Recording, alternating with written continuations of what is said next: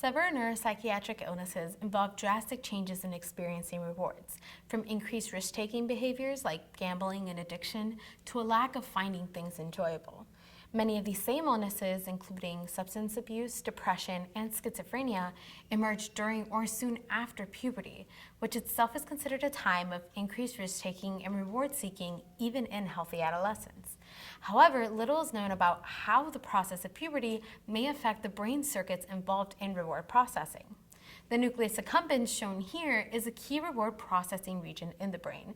It has been shown that in adolescence, this region is more sensitive to rewards compared to both children and adults, although most studies focus on age and do not define puberty per se.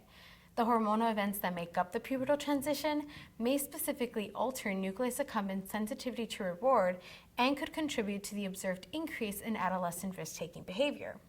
To better characterize the changes in reward processing, I was interested in whether the onset of puberty alters how the nucleus accumbens interacts with the rest of the brain when a person anticipates a reward.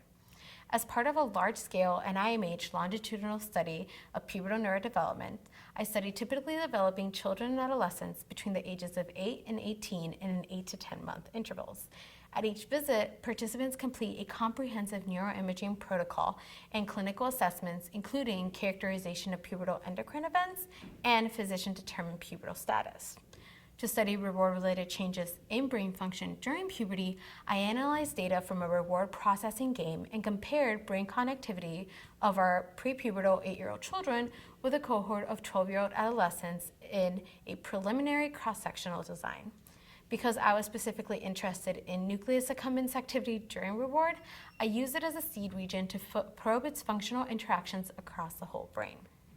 I found that functional connectivity between the nucleus accumbens and two brain regions, including right hippocampus and right inferior frontal gyrus, differed between children and adolescents.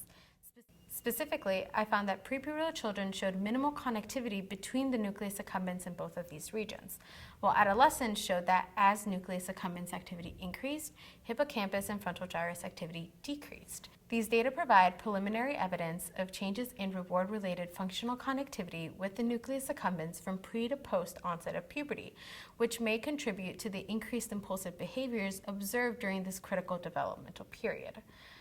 However, using this cross-sectional design, we cannot dissociate the impact of puberty-related hormonal events from those of age. We are currently collecting longitudinal data, and future analysis will attempt to disentangle the roles of age, pubertal stage, and hormonal events of puberty in the development of reward processing.